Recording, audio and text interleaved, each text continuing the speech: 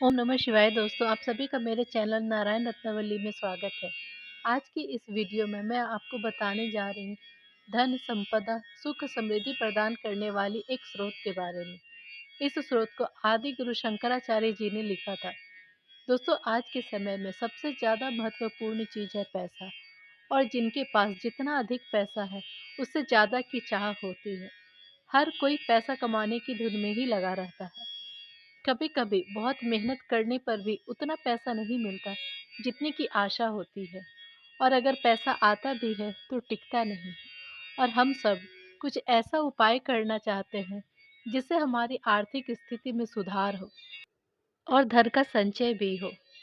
माँ लक्ष्मी की कृपा को पाने के लिए प्राचीन समय से ही इस स्रोत का उपयोग किया जाता है।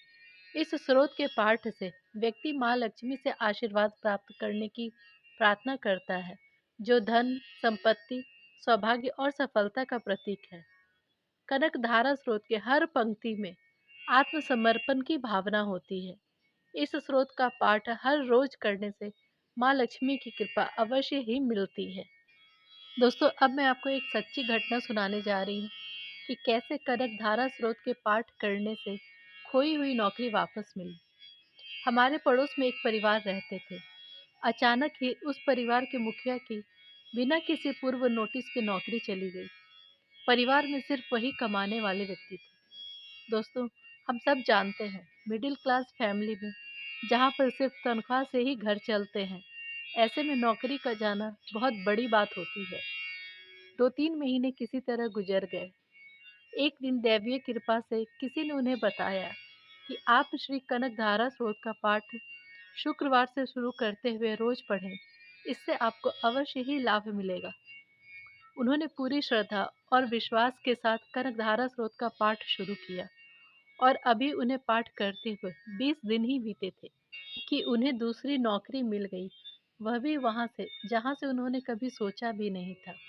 यह एक सच्ची घटना है जो मैंने आपको बताई। आदि गुरु शंकराचार्य द्वारा लिखित श्री कनक धारा स्रोत सुख संपत्ति और धन्य धान को बढ़ाने वाला है। तो आइए मिलकर पाठ करते हैं श्री कनक धारा स्रोत का।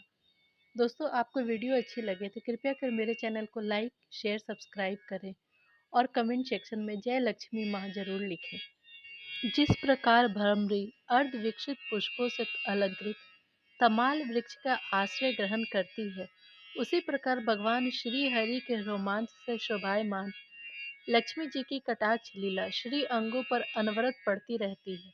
और जिसमें समस्त ऐश्वर्य, धन संपत्ति का निवास है, वह समस्त मंगलों की अधिष्ठात्री देवी महालक्ष्मी की कटाक्ष लीला मेरे लिए भी मंगल प्रदायिनी हो। जिस प्रकार भ्रमरी कमल दर पर मंडराती बार बार आती जाती रहती है, उसी प्रकार भगवान मुरारी के मुख मंडल की ओर प्रेम सहित जाकर और लज्जा से वापस आकर समुद्र कन्या लक्ष्मी की वह मनोहर मुग्ध दृष्टि माला मुझे अतुल श्री ऐश्वर्य प्रदान करे। जो समस्त देवों के स्वामी, इंद्रपद का वैभव विलास देने में समर्थ है तथा मूर नामक दैत्य के शत्रु भगवान श्री हरि को भी अत्यंत आनंद प्रदान करने वाली है, एवं नील कमल जिस लक्ष्मी का सहोदर भ्राता है। ऐसे लक्ष्मी के अधखुले नेत्रों की दृष्टि किंचित क्षण के लिए मुझ पर भी थोड़ा अवश्य पड़े, जिसकी पुतली एवं भौहें काम के वशीभूत हो। अर्ध विकसित एकटक नैनों से देखने वाले आनंद कंद सच्चिदानंद भगवान मुकुंद का अपने सन्निकट पाकर किंचित तिरछी हो जाती हैं। ऐसे शेष शाही भगवान विष्णु की अर्धांगिनी श्री लक्ष्मी जी के नेत्र हमें प्रभुत धन संपत्ति प्रदायक हो। जिस भगवान मधुसूदन के कौस्तुभ मणि से विभूषित वह छस्थल में इंद्र नीलमयी हरावली की तरह सुशोभित होती हैं, तथा भगवान के भी चित्त में काम संचारिणी कमल कुंड निवासिनी लक्ष्मी की कटाक्ष माला मेरा मंगल करे। जिस प्रकार मेघों की घनघोर घटा में बिजली चमकती है, उसी प्रकार कैटव दैत्य के शत्रु श्री विष्णु भगवान के काली मेघ पंक्ति की तरह मनोहर वक्ष स्थल पर आप विद्युत के समान देदीप्यमान होती हैं, तथा जो समस्त लोगों की माता भार्गव पुत्री भगवती श्री लक्ष्मी जी की पूजनीय मूर्ति मुझे कल्याण प्रदान करें। समुद्र कन्या लक्ष्मी की वह मंदालस मंथर अधोर्ण मिलित चंचल दृष्टि के प्रभाव से कामदेव ने मंगल मूर्ति भगवान मधुसूदन के हृदय में प्राथमिक स्थान प्राप्त किया था, वही दृष्टि यहाँ मेरे ऊपर भी पड़े। भगवान नारायण की प्रेमिका लक्ष्मी का नेत्र रूपी मेघ दया रूपी अनुकूल वायु से प्रेरित होकर दुष्कर्म रूपी धाम को दीर्घ काल के लिए दूर हटाकर जल धारा की वर्षा करे।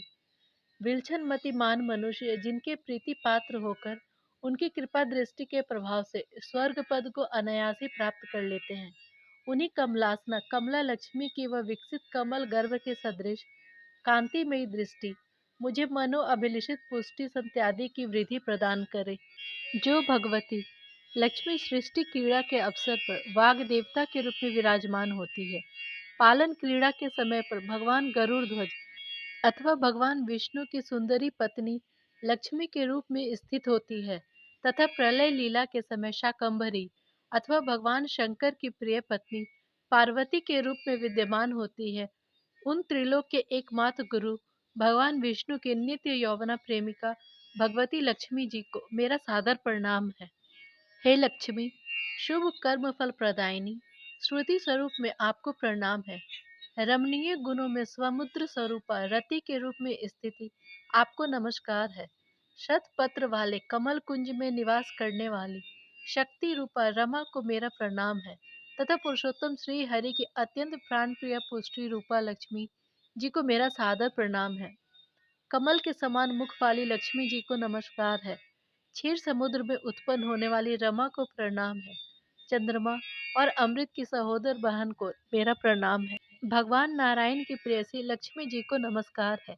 हे कमलाक्षी, आपके चरणों में की हुई स्तुति ऐश्वर्य प्रदायिनी और समस्त इंद्रियों को आनंद कारणी है, तथा साम्राज्य पूर्णाधिकार देने में सर्वथा समर्थ एवं संपूर्ण पापों को नष्ट करने में उद्यत है।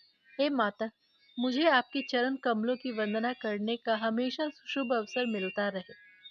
जिनकी कृपा कटाक्ष के लिए की गई उपासना सेवक के लिए समस्त मनोरथ और संपत्ति का विस्तार करती है, उस भगवान मुरारी की हृदयेश्वरी लक्ष्मी जी को मैं मन वचन और शरीर से भजन करता हूँ।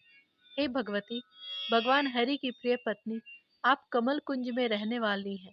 आपके चरण कमलों में लीला कमल शोभायमान है। आप श्वेत वस्त्र तथा गंधमाला आदि से सुशोभित हैं।